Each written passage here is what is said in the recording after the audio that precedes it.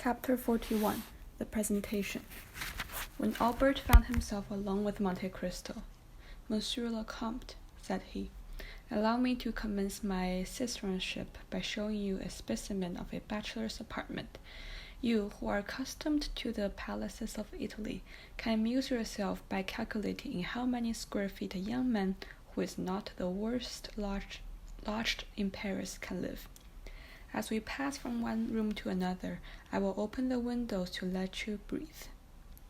Monte Cristo had already seen the breakfast room and the salon on the ground floor. Albert led him first to his atelier, which was, as we have said, his favorite apartment. Monte Cristo was a worthy appreciator of all that Albert had collected here. Old cabinets, Japan porcelain, Oriental stuffs, Venice glass, arms from all parts of the world. Everything was familiar to him, and at the first glance he recognized their date, their country, and their origin. Morcerf had expected he should be the guide. On the contrary, it was he who, under the Count's guidance, followed a course of archaeology, mineralogy, and natural history. They descended onto the first floor. Albert led his guests into the salon. The salon was filled with the works of modern artists. There were landscapes by Dumas, with their long reed and tall trees, their lowing oxen and marvelous skies.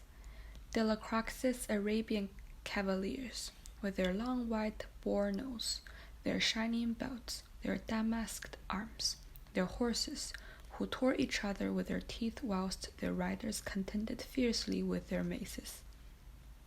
Aquarelles of Boulanger, illustrating Notre Dame de Paris with that vigor that makes the artist the rival of the poet. There were paintings by Diaz, who makes his flowers more beautiful than flowers, his suns more brilliant than sun. Designs by Decamps, as vividly colored as those of Salvator Rosa, but more poetic. Pastels by Giraud and Muller, representing children like angels and women with the features of the Virgin. Sketches torn from the album of Desa's Travel in the East, that had been made in a few seconds on the saddle of a camel, or beneath the dome of a mosque. In a word, all that modern art can give in exchange as a recompense for the art lost and gone with ages long since past.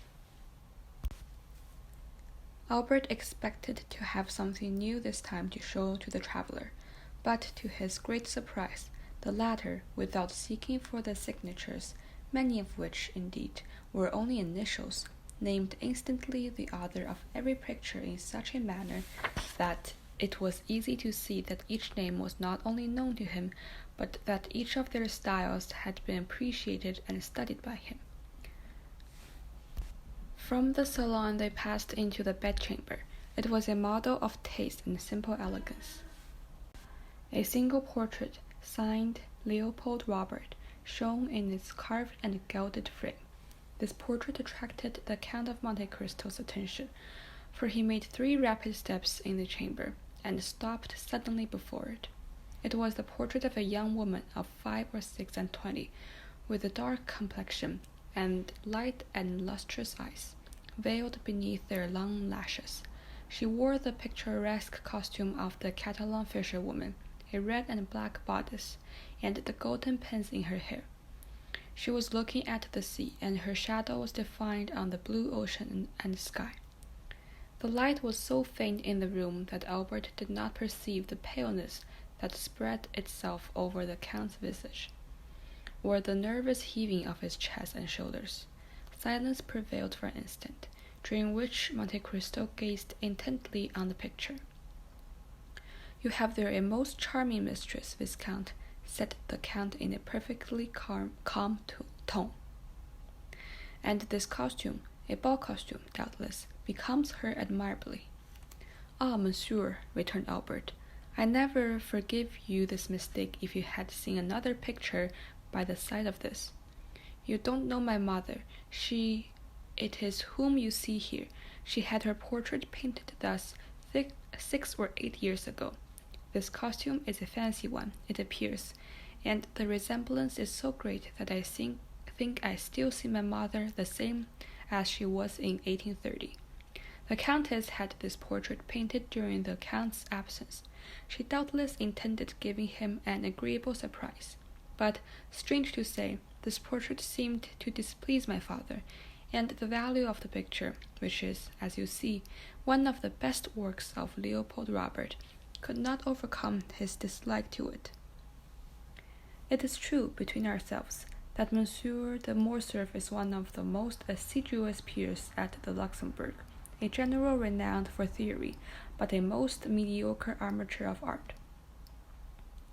It is different with my mother, who paints exceedingly well, and who, unwilling to part with so valuable a picture, gave it to me to put here, where it would be less likely to displease Monsieur de Morcerf, whose portrait, by Gros, I will show you. Excuse my talking of my family matters, but I shall have the honor of introducing you to the Count. I tell you this to prevent you making any allusions to this picture. The picture seems to have a malign influence, for my mother rarely comes here without looking at it, and still more rarely does she look at it without weeping.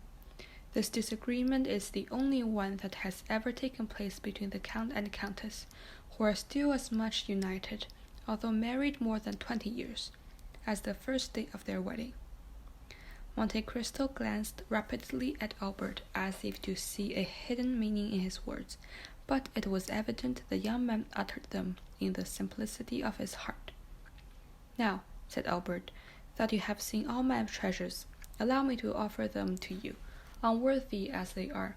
Consider yourself in your own house, and to put yourself still more at your ease, pray accompany me to the apartments of Monsieur de Morcerf, to whom I wrote from Rome an account of the services you rendered me, and to whom I announced your promised visit. And I may say that both the Count and the Countess anxiously desire to thank you in person. You are somewhat blasé, I know, and family scenes have not much effect on Sinbad the sailor, who has seen so many others. However, I accept what I propose to you as an initiation into Parisian life, a life of politeness, visiting, and introductions. Monte Cristo bowed without making an answer.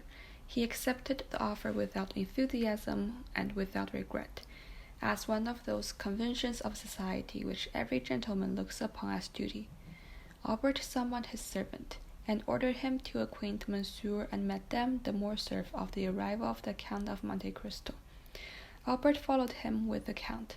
When they arrived at the antechamber, above the doors was visible a shield, which, by its rich ornaments and its harmony with the rest of the furniture, indicated the importance the owner attached to this blazon. Monte Cristo stopped and examined it attentively.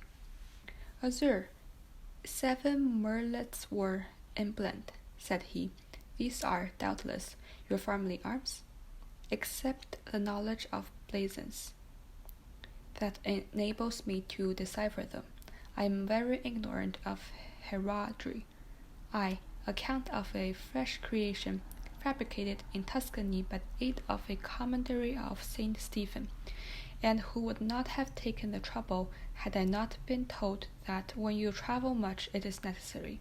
Besides, you must have something on the panel of your carriage to escape being searched by the custom-house officers. Excuse my putting such a question to you.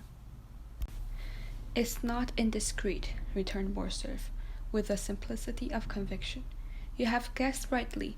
These are our arms, that is, those of my father, but they are, as you see, joined to another shield, which has skulls, a tower argent, which are my mother's.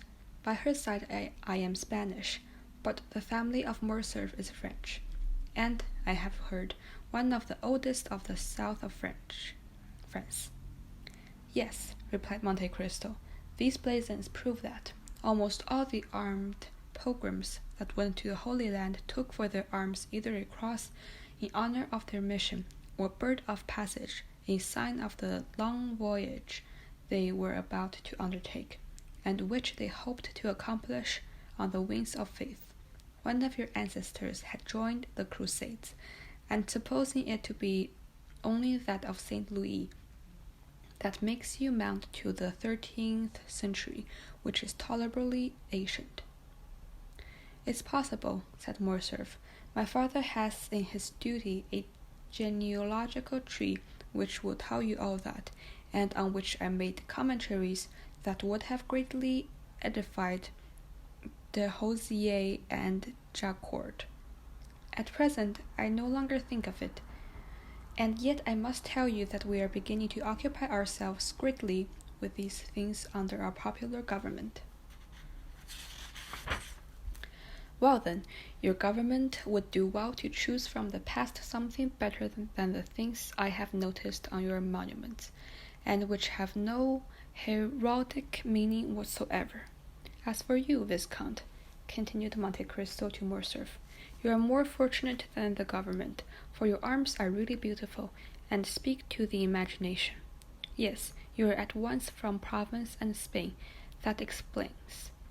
If the portrait you showed me be like the dark hue I so much admired on the visage of the noble Catalan, it would have required the penetration of Oedipus or the Sphinx to have divined the irony the Count concealed beneath these words, apparently uttered with the greatest politeness. Morcerf thanked him with a smile, and pushed open the door above which were his arms, and which, as we have said, opened into the salon. In the most conspicuous part of the salon was another portrait.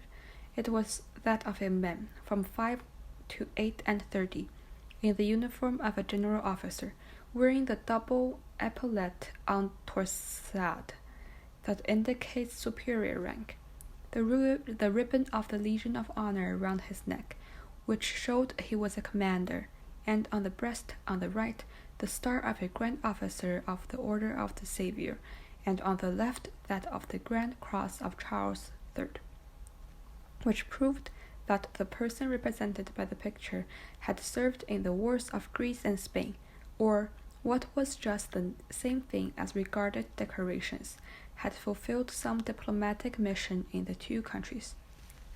Monte Cristo was engaged in examining this portrait with no less care than he had bestowed upon the other, when another door opened, and he found himself opposite to the Count de Morcerf himself.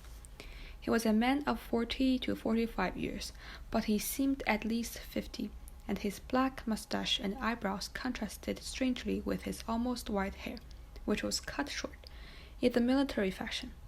He was dressed in plain clothes, and wore at his buttonhole the ribbons of the different orders to which he belonged.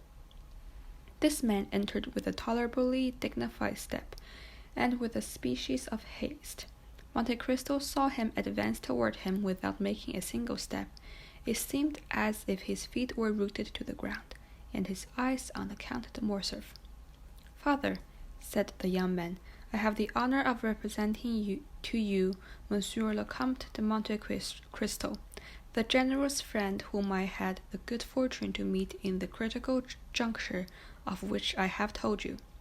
"You are most welcome, monsieur," said Count de Morcerf, saluting Monte Cristo with a smile, "and monsieur has rendered our house, in preserving its only heir, a service which ensures him our great eternal gratitude." As he said these words, the Count de Morcerf pointed to a chair, whilst he seated himself in another opposite the window. Monte Cristo, whilst he took the seat Morcerf offered him, placed himself in such a manner as to remain concealed in the shadow of the large velvet curtains, and read on the careworn and livid features of the Count a whole history of secret griefs, written in each wrinkle time had planted there. "Madame la Viscomtesse," said Morcerf, "was at her toilet when she was informed of the visit she was about to receive. She will, however, be in the salon in 10 minutes."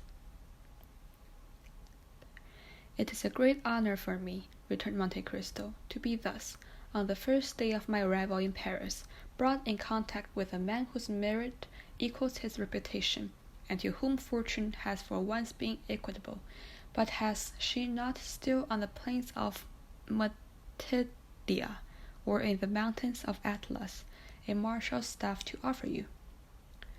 Oh, replied Morcerf, reddening slightly, I have left the service, monsieur, made a peer at the Restoration. I served through the first campaign under the orders of Marshal Bourmont. I could, therefore, expect a higher rank, and who knows what might have happened had the elder branch remained on the throne. But the Revolution of July was, it seems, sufficiently glorious to allow itself to be ungrateful, and it was for all services that did not date from the imperial period. I tendered my resignation, for when you have gained your epaulettes on the battlefields, you do not know how to maneuver on the slippery ground of salons. I have hung up my sword and cast myself into politics. I have devoted myself to industry. I studied the useful arts. During the 20 years I served, I often wished to do so, but I had not the time. These are the ideas that render your nation superior to any other, returned Monte Cristo. A gentleman of high birth, possessor of an ample fortune, you have consented to gain your promotion as an obscure soldier, step by step. This is uncommon. Then become general, peer of France, commander of the Legion of Honor. You consented to again commence a second apprenticeship, without any other hope or any other desire than that of one day becoming useful to your fellow creatures. This, indeed, is praiseworthy. Nay, more, it is sublime. Albert looked on and listened with astonishment. He was not used to see Monte Cristo give vent to such bursts of enthusiasm. Alas, continued the stranger, doubtless, to dispel the slight cloud that covered Morcerf's brow, we don't act thus in Italy. We grow according to our race and our species, and we pursue the same lines and often the same uselessness all our lives. But, monsieur, said Count de Morcerf, for a man of your merit, Italy is not a country, and France opens her arms to receive you. Respond to her call. France will not, perhaps, be always ungrateful. She treats her children ill, but she always welcomes strangers. Ah, father, said Albert with a smile, it is evident you don't know Monsieur le Comte de Monte Cristo. She despises all honors and contents himself with those that are written in his passport. That is the most just remark, replied the stranger, I ever heard made concerning myself. You have been free to choose your career, observed the Count de Morcerf with a sigh, and you have chosen the path strewed with flowers. Precisely, monsieur, replied Monte Cristo, with one of those smiles that a painter could never represent or a sociologist analyze. If I did not fear to fatigue you, said the general, evidently charmed with the Count's manners, I would have taken you to the chamber. There is a debate very curious to those who are strangers to our modern senators. I shall be most grateful, monsieur, if you will, at some future time, renew your offer, but I have been flattered with the hope of being introduced to the Countess, and I will therefore wait. Ah, here is my mother, cried the Viscount. Monte Cristo turned around hastily, and saw Madame de Morcerf at the entrance of the salon, at the door opposite to that by which her husband had entered, pale and motionless. When Monte Cristo turned around, she let fall her arm, which for some unknown reason had been resting on the gilded door-post. She had been there some moments, and had overheard the last words of the visitor. The latter rose and bowed to the Countess, who inclined herself without speaking. Ah, good heavens, madame, said the Count, are you unwell, or is it the heat of the room that affects you? "Are you ill, my mother?" cried the Viscount, springing toward her. She thanked them both with a smile. "No," returned she, "but I feel some emotion on seeing, for the first time, the man without whose intervention we should have been in tears and desolation, monsieur," continued the Countess, advancing with the majesty of a queen. "I owe to you the life of my son. For this I bless you. Now I thank you for the pleasure you give me in thus affording me the opportunity of thanking you as I have blessed you from the bottom of my heart."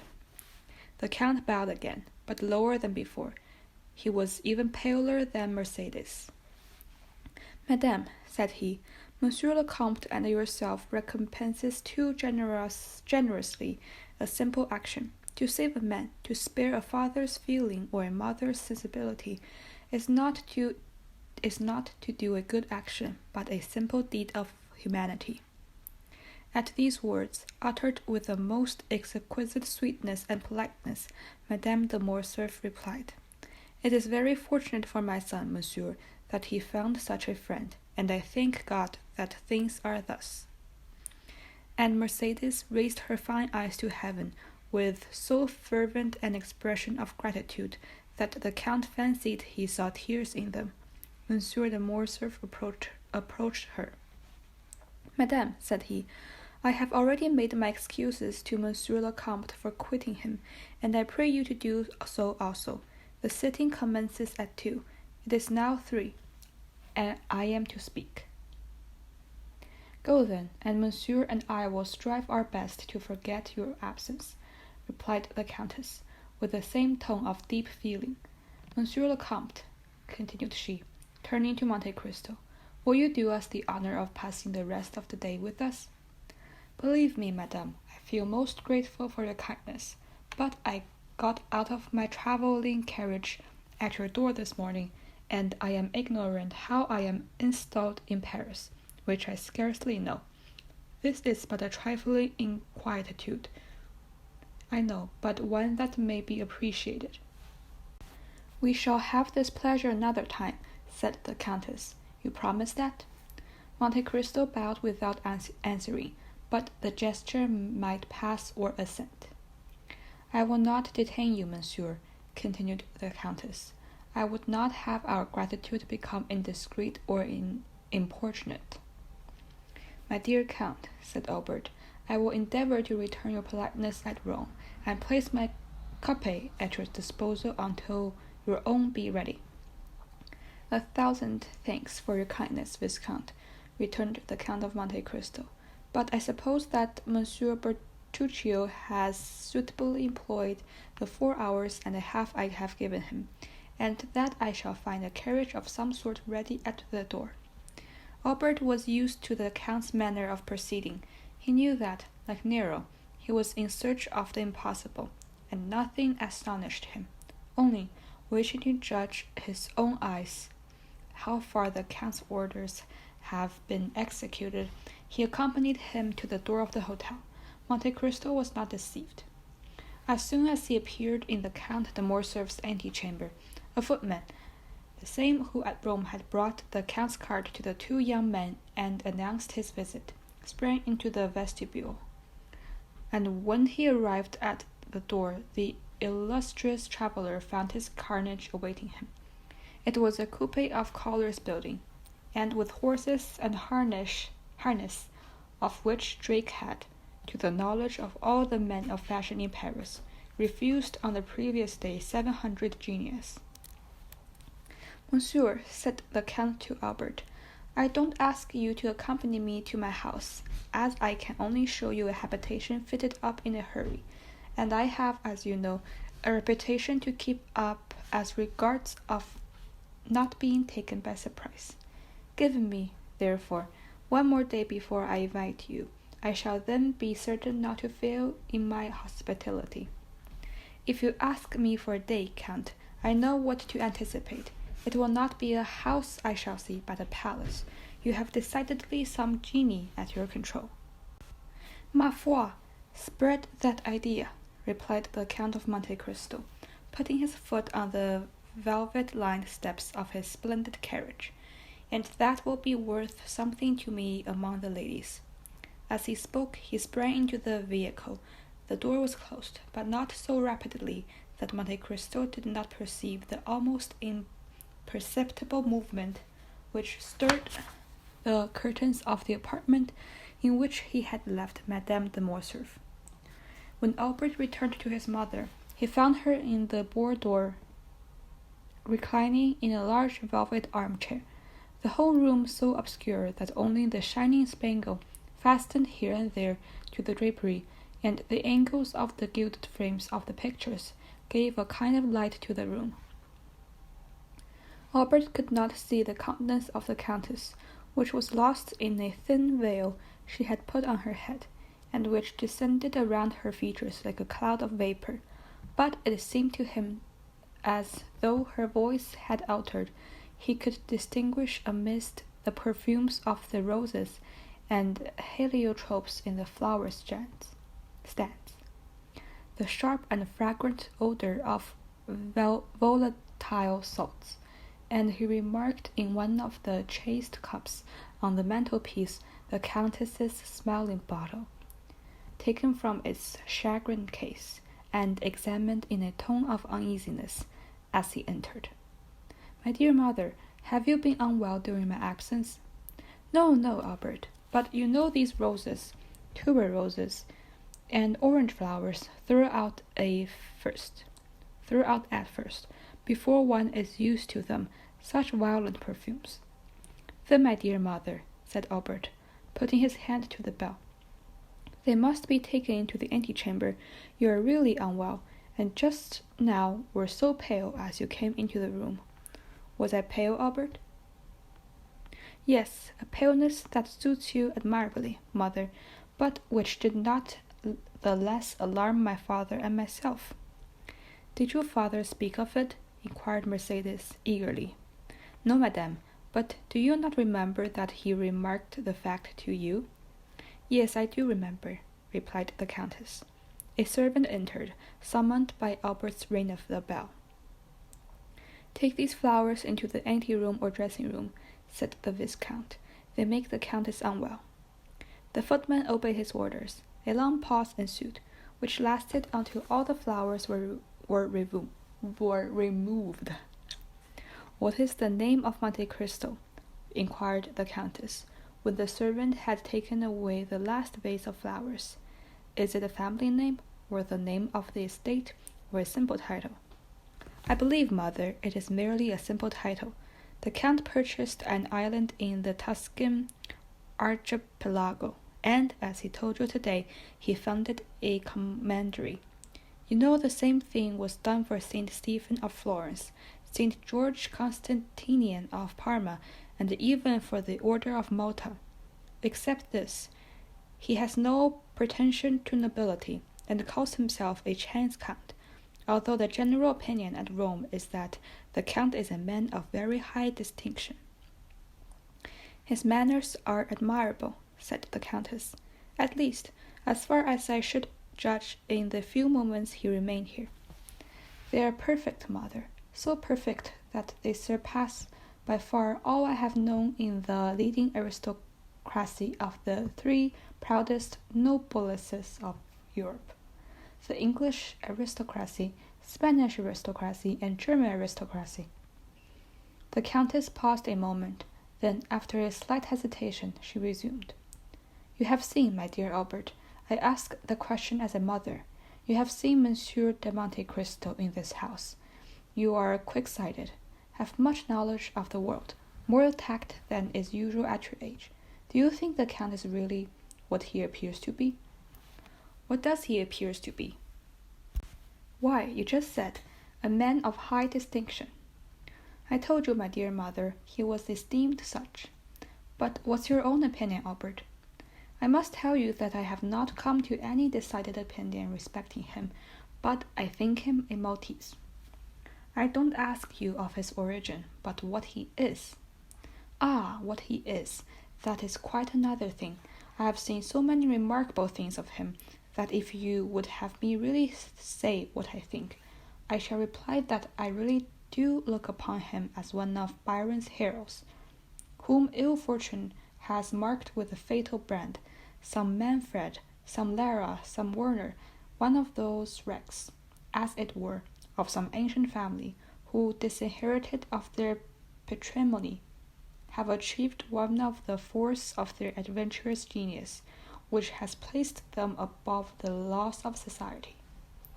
You say, I say that Monte Cristo is an island in the midst of the Mediterranean, without inhabitants or garrison, the resort of smugglers of all nations and pirates of every flag. Who knows whether or not these industrious worthies do not pay their feudal lord some dues for his protection? That is possible, said the Countess, reflecting. Never mind, continued the young man. Smugglers or not, you must agree, mother dear, as you have seen him, that the Count of Monte Cristo is a remarkable man, who will have the greatest success in the salons of Paris.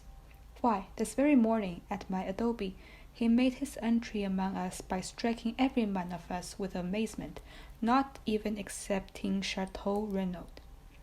And what do you suppose is the Count's age? Inquired Mercedes, evidently attaching great importance to this question. 35 or 36, mother. So young. It is impossible, said Mercedes, replying at the same time to what Albert said as well as to her own private reflection.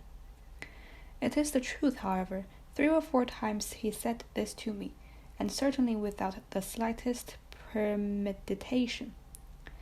At such a period I was 5 years old, at another 10 years old, at another 12, and I, induced by curiosity, which kept me alive to those details, have compared the dates, and never found him inaccurate. The age of this singular man, who is of no age, is then, I am certain, 35. Besides, mother, remark how vivid his eye, how raven-black his hair, and his brow, though so pale, is free from wrinkles. He is not only vigorous, but also young. The Countess bent her head, as if beneath a heavy wave of bitter thoughts. And has this man displayed a friendship for you, Albert? She asked, with a nervous shudder. I am inclined to think so. And do you like him? Why, he pleases me, in spite of Franz d'Épinay, who tries to convince me that he is a being returned from the other world. The Countess shuddered. Albert, she said, in a voice which was altered by emotion, I have always put you on your guard against new acquaintances. Now you are a man, and are able to give me advice. Yet I repeat to you, Albert, be prudent. Why, my dear mother, it is necessary, in order to make your advice turn to account, that I should know beforehand what I have to distrust. The Count never plays. He only drinks pure water tinged with a little sherry, and is so rich that he cannot, without intending to laugh at me, try to borrow money. What, then, have I to fear from him? You are right, said the Countess, and my fears are weakness, especially when directed against a man who has saved your life. How did your father receive him, Albert? Is it necessary that we should be more complaisant to the Count? Monsieur de Morcerf is sometimes occupied. His business makes him reflective, and he might, without intending it. Nothing could be in better taste than my father's demeanor, madame, said Albert. Nay, more, he seemed greatly flattered at 2 or 3 compliments which the Count very skilfully and agreeably paid him with as much ease as if he had known him these 30 years. Each of these little tickling arrows must have pleased my father, added Albert, with a laugh, and thus they parted the best possible friends, and Monsieur de Morcerf even wished to take him to the chamber to hear the speakers. The Countess made no reply. She fell into so deep a reverie that her eyes gradually closed. The young man, standing up before her, gazed upon her with that filial affection which is more tender and endearing with children whose mothers are still young and handsome. Then, after seeing her eyes close and hearing her breathe gently, he believed he had dropped asleep, and left the apartment on tiptoe, closing the door after him with the utmost precaution. "This devil of a fellow," he muttered, shaking his head. "I said at the time he would create a sensation here, and I measure his effect by an infallible thermometer. My mother has noticed him, and he must therefore perforce be remarkable." He went down to the stables, not without some slight annoyance, when he remembered that the Count of Monte Cristo had laid his hands on a turnout which sent his base down to a number 2 in the opinion of connoisseurs. "Most decidedly," said he, "men are not equal, and I must beg my father to develop this theorem in the Chamber of Peers."